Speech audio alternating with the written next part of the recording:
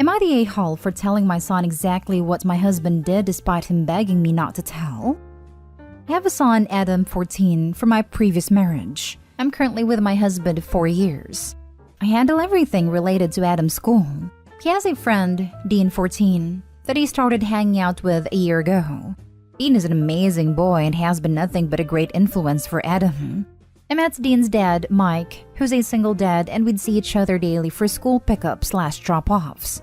My husband kept asking about Mike and pointed out that he's being boundary stumping, but I disagree. Unfortunately, Adam fell sick months ago and had to undergo a surgery recently. It's been hard, but Dean kept visiting. Sometimes Mike would come too, and my husband would either ignore Mike or make passive comments towards him. Mike picked up on that, and I told my husband to knock it off because his hostility affected Adam and Dean as well. Days ago, I found Adam crying in his room. This was weeks after getting discharged. I asked and he said that Dean sent him a text telling him they were no longer friends and blocked his number. I was confused as they were fine. I wanted to go talk to Dean, but the next day I found his phone in my husband's car. I confronted him and he said he borrowed it from Dean, but I didn't buy it. After pushing, he confessed that he stole Dean's phone at a hospital and sent Adam a text telling him not to contact him again. I asked why, and he said it was all Mike's fault for being too close to me and acting inappropriately, and said that he didn't want to directly tell Adam to no longer speak to Dean, and chose this strategy to not make Adam hate him while keeping Dean and by extension Mike away. This hit a nerve so hard I started screaming at him. He said he already expressed how uncomfortable he felt with Mike being around, and I kept brushing it off. I said it was because of how ridiculous his argument was. Mike has been nothing but respectable and helpful. I yelled calling him insecure and unreasonable and also cruel for causing Adam heartache with a stunt. He begged I don't tell Adam, but I took the phone and returned it to Dean and explained to him and Adam what happened. Adam is no longer speaking to my husband, and he is blaming me for telling instead of keeping it between the adults like I'm supposed to. Now for the top comments. Holy moly! Not the a-hole. So let me get this straight. Your husband, the one that stole a phone from a kid and then used said stolen phone to mentally mistreat your son because hubby is insecure, is now blaming you for salvaging your son's friendship and giving back the stolen property? What? Correct. That's pretty much what happened. He's now blaming and guilting me for having his relationship with Adam ruined. Your husband is the only a-hole in this situation. Hurting Adam like that was unforgivable. He let his insecurities get the better of him. I really don't see how you come back from this even if he agreed to individual and couples therapy. Not the a-hole. How dare he? He is blaming me for telling instead of keeping it between the adults like I'm supposed to. Which adults is he talking about? Because stealing Dean's phone to text Adam to not contact him again just to keep Mike away from you does not sound like adult behavior. He needs to apologize to Adam and get counseling for his insecurity. You're not the a-hole. Also, fairly certain that several crimes were committed here as a direct result of the husband being so petty and jealous. It's actually concerning that befriending another parent triggered this kind of response in him. It reeks of distrust and controlling behavior. I think the damage will always be done between Adam and the husband. I hope you should also consider if this is enough damage for her too. Not the a-hole. I don't care what Mike was doing. I don't care what you were doing. He said he wanted it to stay between the adults. And yes, it should have. But you didn't bring the kids into it. He did. Because he stole a child's phone to manipulate your child. He stole from a child so that he could manipulate and lie to your child. He tried to ruin their friendship instead of nutting the heck up and being a man. And trying to find a compromise. Trying to actually communicate instead of passive-aggressively being a prick to Mike and you. Literally anything that didn't involve trying to destroy a friendship between two children. One of whom was recovering from a freaking surgery. I'm not usually on the whole girl dump him train on AITA, but this doesn't even need couples therapy. This is a deal breaker. Next story. Am I the a-hole for renting out my husband's man cave? Since we moved into our house 3 years ago, my husband lives in his man cave. The walkout basement that he plays video games in mostly is a one bed, one bath with a small bar area that can serve as a kitchen. He only comes up for food, to prep for work or to sleep, and it's been bothering me because he never helps with the housework or our 2 sons. But at least he goes to work, so I let it go and leave him be. 5 months ago, he was laid off his job and has been applying for another one in sales. Right now, he's collecting unemployment. And along with my teacher's salary, it isn't enough to cover everything. My son, 9 male, has been playing guitar for 4 years and loves it. But his lesson and guitar are quite expensive, around $300 a month. And my other son does kickboxing, which is $170 a month. I didn't want them to have to give up their activities, so I looked for other ways to make money. My husband is very prideful and won't work a job beneath him. I've already tried to convince him to work a $16 per hour cashier job for our family friend, and he refuses because it would be humiliating having friends see him work at a cash register at 37 years old. So, I found that we could rent the basement out for $1,100 a month, and it would allow my sons to stay with their activities. I told my husband, who refused, saying it was his space. I argued I didn't get a space, and if he wanted to keep it, he should get a job while he's looking for another sales job. He got angry and told me it was his house, and he won't allow it being rented out. We both put down payments down and we both make money in this house, but it's his house? I told him we are not making ends meet, and he told me to cancel all unnecessary spending including our son's activities. I argued if he got a job or agreed to rent out the downstairs, he wouldn't have to. And he said that wasn't his problem. I posted it on Facebook just to see if anyone would be interested, and a student reached out. She's a college student who wanted to rent, and it was a perfect fit because she didn't have a pet and was going to be gone most of the day anyway. I said okay, and went excited to my husband, who was really pissed, saying we aren't renting out his space. I was pissed he wouldn't sacrifice anything for our sons when I'm working and raising them, and he isn't working now but isn't doing anything to help. I told him I was moving out with our sons, and I think he recognized I was serious and gave up and told me to do whatever I wanted. I moved his gaming stuff to our living room and a student moved in today. He is still pissed that I undermined him, and I feel kind of bad because I didn't want to make the decision without his agreement. But at the same time, I feel like he was selfish to refuse to either get a job or give up his man cave for our sons to continue their activities and keep us from going into debt. You are a single mom with 3 children. So very sorry. 100% not day home. Yep, feels that way.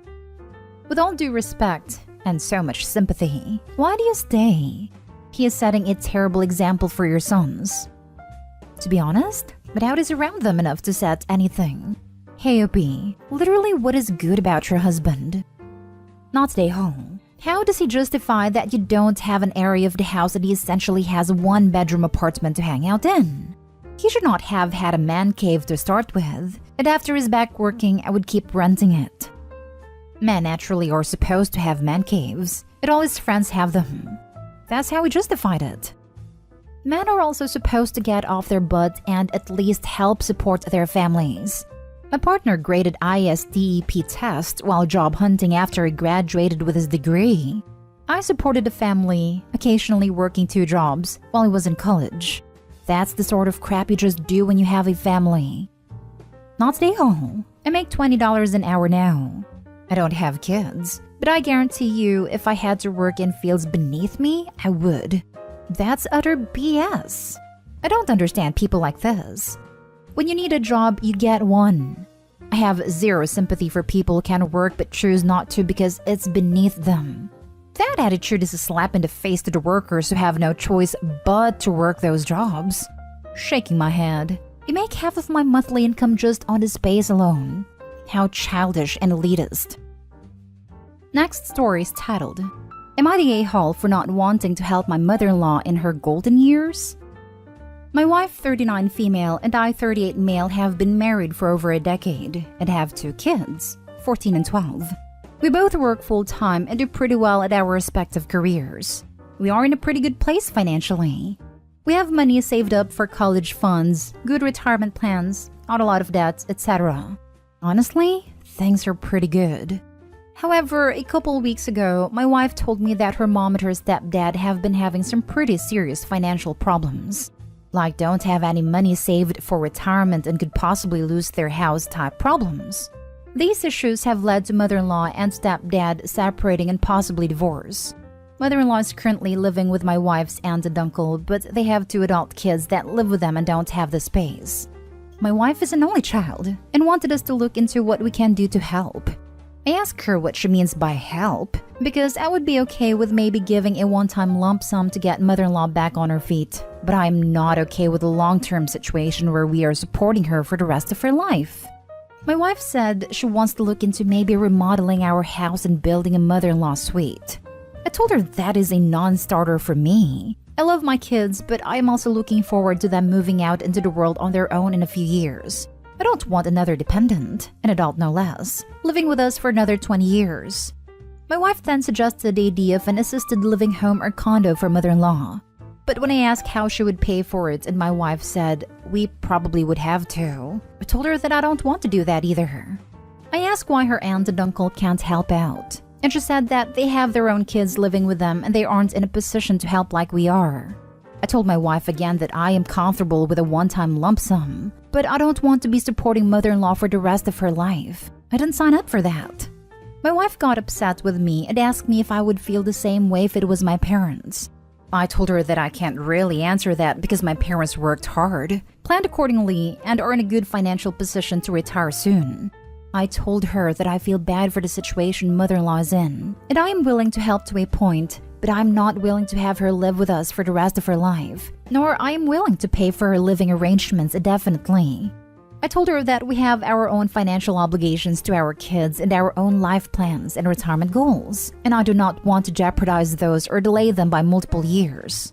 I told her that her mom is close to being able to collect Social Security. She's 62 and get on Medicare and other government programs, and that she might even qualify for some housing programs, and we can look into those. My wife told me I was being cruel and callous for not being willing to help her mom more. She told me I was being an a-hole by wanting to just throw her mom a few bucks and then turn my back on her. Now for the comments. No a-holes here. Damn, this is tough. First of all, 62 is young. Like, this woman could be around another 25 to 30 years. So I definitely get you on not wanting to sign up for an additional dependent for the better part of the rest of your life. Especially since there will likely be massive medical expenses, and you sound like you have your financial plans and retirement goals on lock. But I get your wife's angle too. It's her mom, and she wants to help her mom.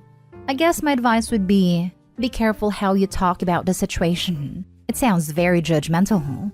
Am I making those same judgments? Sure, silently in my head. Maybe mother-in-law was lazy, maybe she was dumb, maybe she was unlucky. Maybe our nation is sliding into a dystopia where poverty and old age are death sentences. In any case, not really helpful for your relationship with your wife to frame things in terms of mother-in-law somehow deserving of her predicament because she made bad choices or whatever. When you marry someone, their family's problems become your problems. You did, in fact, sign up for that. Does this mean you need to let mother-in-law move in or pay for a retirement home? Not necessarily. But as long as your wife wants to give her mom some kind of support and comfort, you're going to have to find some acceptable compromise with her with how to do it. And maybe mother-in-law mortgaged the house and took out loans to pay college tuition for the OP's wife. Maybe stepdad gambled all the money away on currency speculation and game stock. Maybe one of them has health issues. You make a very good point. My wife paid for her college all on her own, not a dime from mother-in-law. We actually just finished paying off her loans in the past couple years. To my knowledge, neither mother-in-law or stepdad gamble. They don't even drink. Like many people in their 60s, they do have health issues, but they also have horrible American insurance. Now for the last story. Am I the a-hole for telling my wife that she cannot replace our dead son with our daughter? So I and my wife, Liana, had our first baby young. I was 18 and out of high school when she got pregnant. Our son Leon was amazing. He was the most fantastic baby. And when he got older, it turned out that he was something of a prodigy. Like at 14 years old, he was learning university physics, and his teachers were recommending us to let him skip grades so he could graduate early. I begged us not to because he loved his friends and didn't want to leave them. like he'd joined a basketball team for them, and it turned out he was also just fantastic at it. But then when he was 15, we lost him. Our daughter Mara was a year old when we lost him, and somehow we managed to keep on going even though we both didn't want to. We've had 3 more kids since then, and we'll be adopting another, but the hole in our hearts will never be filled. So Mara is going to start high school, and Liana has been pushing her so hard. She is an amazing, intelligent girl, not a prodigy in academics, but she is an insane tennis player and an amazing singer. Every time Liana pushes her and she doesn't succeed academically, she comes to me and points out how Leon would have easily done it. She has never compared Mara to Leon in front of her face, but what if she hears what she says one day? It would crush her. So I ended up in an argument with my wife, and I pointed out that Mara is her own person, and she cannot turn her into a replacement for Leon. She practically turned volcanic and sent me to the couch and has been very curt with me since then, just calling me an a-hole and saying I have no right to use our son in an argument. I feel horrible about it, but I don't think I'm the a-hole because my intention wasn't to use his memory like a tool. But maybe if my head is in the sand, you can let me know. Not the a-hole. Unfortunately, she is the one using him as a tool and comparison for your daughter. She will grow up to dislike or hate her mom if she keeps doing this. Your wife needs to seek therapy. Honestly, this is what I'm afraid of. She loves her mom so much. Hell, I'll say it, she loves her more than me. And maybe that's the way it should be, given all a mother does. So I absolutely don't want that. Your wife needed grief counseling yesterday. Not the a-hole, but your being the a-hole or not isn't as important as your wife getting some help understanding that internally comparing her kids will help no one and only hurt her relationships with her family in the long run. Your daughter is around the age when your son died, and you're going to feel a lot of crap in the coming years as you see milestones your son never achieved. Best of luck. Not the a-hole. I was pissed at a title. I thought it was the other way around, but the context really makes you a good father for thinking about your kids and not comparing them. I guess your wife really needs therapy. If she keeps this behavior, it'll be bad for your kids. They'll be insecure mentally and emotionally. If your daughter by any chance finds out about the comparison, she'll probably hate her mom or will exhaust herself just to please her. Your wife is already pushing/pressuring her hard. It wouldn't be too long if she gets sick of this behavior and hate her. Exactly. Not everyone is a prodigy and not everyone needs to be. We would have loved Leon even if he wasn't a super genius, and no amount of pressuring is going to turn Mara into him.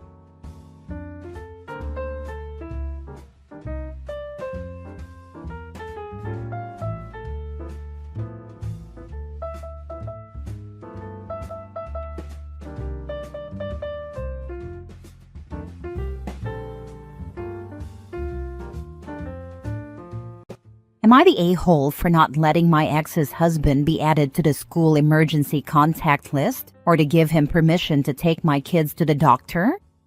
I, 29 male, have 2 kids, 8 and 6, with my ex, 29 female. We share physical and legal custody of them, and last year she got married to her husband, Josh, 34 male. From the beginning of their serious relationship, about 3 years ago, Josh has been a real ass to me, and my ex has let it happen and has joined in as well. The very first incident happened when my oldest had a school play, and I was already there when they arrived. Josh asked me why I'd shown up when I knew it was my ex's custody time, and said I knew my kid would have 2 parents there already, which meant he was counting himself as a parent, and he was only dating my ex at the time. I told him my ex and I both show up regardless of who has custody that week, and the judge and mediator encouraged us to do this. Josh said I was unnecessary. Another time I went to the exchange to pick up my kids, and Josh was holding my youngest and tried to tell me my kid wanted to stay with him, even as my kid was reaching for me. My ex made him hand our child over, because I told her I would be documenting incidents going forward, since it looked like we were going to have big problems. Josh accused me of being jealous, when all I wanted was to take my kids with me like I was legally entitled to. I also documented this and other incidents moving forward. Then, when my youngest had a birthday party thrown by my ex's parents and they invited me, Josh told me I must be desperate to show up where I'm not really wanted. I told him if nobody wanted me there, why was I invited? He started to say something about besides the kids, but then I guess he didn't want to say they were nobody. He was glaring pretty hard when the kids were all about having me there and didn't want him stepping in and taking over. By the time they got married, I had over 30 incidents documented, and I had taken my ex back to court over the issues. I presented a case showing signs of potential alienation and also interference in the legal custody order. The judge warned my ex that Josh's behavior could cost her custody if she wasn't careful, so Josh was no longer present during exchanges. There were still texts from Josh that I had to document and save because he was still saying things he shouldn't be. Not in direct violation, but getting very close to it. I couldn't block him because communication needed to be open in case something happened, and my ex couldn't get in touch with me. The good part is, I didn't need to answer unless it was an emergency, and I didn't reply to those texts. Then my ex took me to court and wanted Josh to be granted guardianship of our kids. She made the argument that he was equally as involved as us, but did not have the same legal rights. She said it would be simpler if he could take them to the doctor without us, sign them up for stuff without needing our permission. She said as his step-parent, he was filling the role of a parent but did not have all the abilities we did. She also mentioned the ability for him to make decisions in case of an accident. The judge refused to grant the guardianship request. She told my ex that, given our past and given our kids had two active parents, it was not necessary to give him all that legal access. She also made it so I was not obligated to give permissions like that. She said the same would apply if I were to marry. My wife would not automatically have those permissions either. My ex asked if that included the emergency contact list at school, and the judge said yes, that included the emergency contact at school. That brings us to now. My ex wanted me to consent to the full decision-making and permissions anyway. Josh was never added to the emergency contact list. School requires the consent of both parents. So our kids have my ex, then me, then my mom and dad, and then her mom and dad as their emergency contacts. I also did not give permission for Josh to take the kids to the doctor alone. My ex and Josh weren't happy when I refused to allow it. I told my ex I was not going to open the door for Josh to claim I gave him those rights because I didn't care about being a dad, or because I wanted to shirk my responsibility as a dad. And I can see him using those permissions to engage in more alienation, or to have a way of using it to make me look bad. I could also see it becoming an issue if he uses it to try and push me out. I would rather prevent it before it can start happening. My ex has argued that I'm not putting the kids first, and I'm letting adult issues come between them and Josh. She said they deserve to have the love of both dads in their lives, and that allowing Josh to care for them as we do when he's going to be around for the rest of their lives is the only right thing. She said otherwise the kids will grow up seeing him as just her husband and not as their parent, and she mentioned how that's already happening. But she said they have two men filling the role, and only one who gets the love and affection from them for it. I don't think it would be the right thing under these circumstances. Legally, I'm covered. But morally, am I wrong here? Am I letting my issues with Josh and my ex make me not think of my kids first? That's why I'm asking. Am I the a-hole? Now for the top comments. If the relationship was less consistently hostile, this would be a more reasonable request to consider. Your fears are justified considering Josh's past behaviors. Yeah, it would be so different if things were civil or friendly, or simply there was no history of bad behavior. But it's still an ongoing issue. And knowing how Josh feels about me and my presence in the lives of my kids, I feel like giving him permission to do the things they're asking is like giving him more ammo to use. It shouldn't be that way, but that's how I'm seeing it. The judge denied her request for a reason. Your concerns about alienation and manipulation are completely valid. Being a step-parent doesn't automatically grant parental rights, and given his history, he absolutely should not have them. A big, huge, enormous not the a-hole. He showed his true colors already. What if your ex decides to get divorced and get another guy? Then give him legal authority too?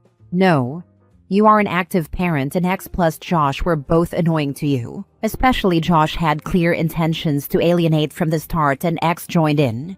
Wouldn't trust him ever. Josh is a fool, by the way. He showed his true colors too early. That's a very valid point, and an especially valid point when she was looking for him to have guardianship. Their divorce would not end that, so what would we do? Split equal custody between the three of us? Josh couldn't hide them. I don't know whether he's the insecure and jealous one or what, but I question if a woman with kids who have an involved dad was the right relationship for him. Dude sounds a little unhinged. Watch your back, OP. Do continue to document everything. Do you have security cameras at your house and on your vehicle? It seems as if your ex-wife was pressured by him, and that's where she's coming up with all of these changes as he's trying to edge you out. Projecting jealousy like that will kill anything. He also might be attempting to poison your children against you. Is your ex agreeable to putting them into therapy? If so, it wouldn't hurt trying to nip this in the bud before it gets any bigger. Good luck, OP. Yes, my home and car have security cameras. Actually, all of my neighbors have them as well. I don't think she'll agree to therapy, but I am looking into it. Next story. Am I the a-hole for not standing up for my pregnant fiancé who ate my daughter's cupcake? This happened this morning, and I'm so upset I don't know what to do. I, 36 male, have been with my fiancé, 33 female, for 3 years. I have a 10-year-old daughter from my previous marriage. Her mother passed away when she was 2.5. My fiancé is currently pregnant. Yesterday, my daughter asked me to buy a giant cupcake from a bakery near my work. She wanted to take it to school to surprise her friend for their birthday. I also bought an extra cupcake for my fiancé. She devoured hers right away. My daughter was really excited and put a nice ribbon around the box before leaving it in the fridge to take to school in the morning. Apparently, my fiancé craved it in the middle of the night and ate the other cupcake. This morning, my daughter woke up to a big, disappointing surprise. She started crying and screaming. I asked my fiancé why she did that, and she said her craving was so bad she couldn't sleep. Then she yelled, "It's called being pregnant, jerks." My daughter screamed that she hates her and the baby already. I told her, I'll buy another one today and maybe drop it off so you can give it to your friend after school. She said, don't bother. Later, my fiancé texted me saying she's upset that I didn't stand up for her when my daughter was mean and that my daughter and I owe her an apology. I'm sitting in my car wondering what the heck to do. Was I an a-hole for not standing up for her? I feel lost. It was clear the cupcake was for your daughter and her friend.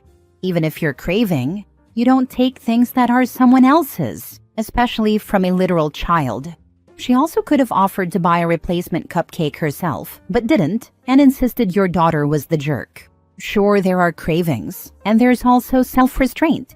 She took candy from a baby and wonders why it's crying. She even had her own, so fiancé got 2 and daughter's friend got none. Daughter was never even going to get one.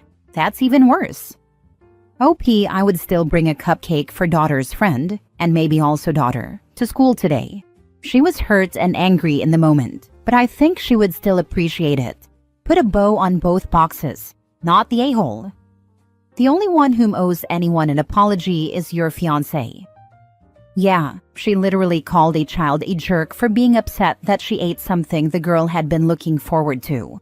I did not read where she apologized at all for eating it. There are some major red flags here, and I feel like she does not care for this girl at all. Her feelings do not matter to this woman. I totally get prego cravings and being fat AF cravings, but she should have been up at the crack of dawn to replace it and apologized for having eaten it. And she should have done everything she could not to eat it. She is using the pregnancy to be herself. Some women behave as if they're the princess of the universe upon being impregnated. They're the main character. Everything has to revolve around their every need. My ex-wife was one of those types. Ex-wife. Next story. Am I the a-hole for thinking it's pathetic that my ex-wife's affair partner couldn't even afford to pay for her tombstone? Almost 13 years ago, my then-wife had an affair with a co-worker. She came clean to me about a few one-night stands she had with him after the fact. At that time, we had our 2 children. Our son was about to be 6 and our daughter was only 3. I left her outright and refused to entertain any form of reconciliation. I was partially vindicated when she went back to her coworker and started a relationship with him. I will never respect this man and hate him to this day. At the very least, he isn't a drunk or some abuser as far as I can tell. The only issue I have with him is the obvious cheating and his poor financial habits. Her health situation worsened, and during 2016 she discovered her cancer. I'll give this guy credit though. He stuck around and took care of her all the way to the end. But deep down, some part of me is counting down the days until he finds another woman to be involved with. She passed last year due to complications, and I had to listen to the drivel of her being such a good person and outstanding mother. I don't agree. She wasn't infallible, nor was she such a morally good individual, but they can choose to believe what they want. The anniversary of her passing is in a few months, and her parents, my children and the other man, want to do a custom headstone to replace the more generic one on her plot. Her parents are retired and, as such, have limited funds, and my children are still in college and high school, so it was assumed that he would pick up the tab. Turns out, he blew his money on impulse purchases, and I had to step in to actually pay the people doing this job. I confronted him and called him a scatterbrain and a disappointment. I don't understand how someone uses the money for their dead on whatever the heck he used it for. Now he's apparently sad and feeling remorseful according to my children, but I am not apologizing to this guy. He's really starting to irritate me with this, but maybe I went too far. Now for the top comments. Not the a-hole. Your marriage ended 13 years ago when they had the affair. He is fully responsible for her burial and headstone. Yeah, he prioritized frivolous purchases over honoring his partner's memory. I can't call you an a-hole over this, but you should stay out of it. I fully agree with you that this guy is a real a-hole. The difference is that she's no longer your wife, and this is between her low-life, good-for-nothing partner and her parents. You should not be involved with this at all. Leave it to her family to worry about. The kids will understand why you did not pay for a marker once they are old enough. This is not something you should be expected to be involved in. We can assume he did this so his children are happy. Hope he is not the a-hole, because he is allowed to tell this guy that he is a disappointment for blowing money meant for the grave, etc. You can tell the person that they did wrong, but still help. My father would have done something like this as well. Not the a-hole, but get some therapy, my guy. This level of anger after 13 years and a death can't be good for you. You know what? People don't need therapy for every freaking thing. Some people act like bitterness and sorrow is something you just bam get over with in these situations. When people cheat and break up families, it destroys and does horrible damage. The effects are for years and years. That can stick for a very long time. I think it is normal to have ill will to someone who literally tore your life apart. Last story. Am I the a-hole for challenging my stepdad and winning? I, 19 female, live with my mom and stepdad, who got married 3 years ago. My mom is amazing, but my stepdad, Eric, is one of those people who always needs to be right. He'll argue over the dumbest things, like how to pronounce pecan or whether a hot dog is a sandwich. Last week, we had family over for dinner, and my mom made her famous lasagna. It's her thing, like, people beg for it at Thanksgiving. Eric, as usual, was in one of his moods and started talking about how he was the real chef in the house. I was already rolling my eyes internally, but then he said, "Honestly, I should have made the lasagna tonight. I could have done it way better." I laughed, out loud, probably louder than I meant to. He shot me this look, like I'd just insulted his entire ancestry. He got real serious and said, "You don't even know how to cook. You're a kid. You'd burn water if you tried." Now this is where I might have messed up. Instead of letting it go, I said, "Oh yeah? If you're so confident, how about a lasagna off?" I thought it was a joke. But my mom, bless her soul, immediately jumped in and was like, "That's actually a great idea. Let's do it this weekend." So Saturday rolls around, and we each make our own lasagna. Mine? I crushed it. My mom even helped a little, but I mostly did it myself. Eric, on the other hand, got cocky and decided to improvise his recipe, adding weird stuff like barbecue sauce and mushrooms. Who even does that? When we did a blind taste test with a family, mine won unanimously. Eric was furious. He accused me of cheating, saying my mom must have helped way more than she admitted. He even said the family was biased against him. My mom told him to chill, but he stormed out of the room. Later, my stepbrother texted me saying I humiliated his dad and should have just let him win. He said I was being immature and that I should apologize. But why? It's not my fault he's a sore loser, right? So, am I the a-hole? Not the a-hole. Sometimes insecure people have to be the best.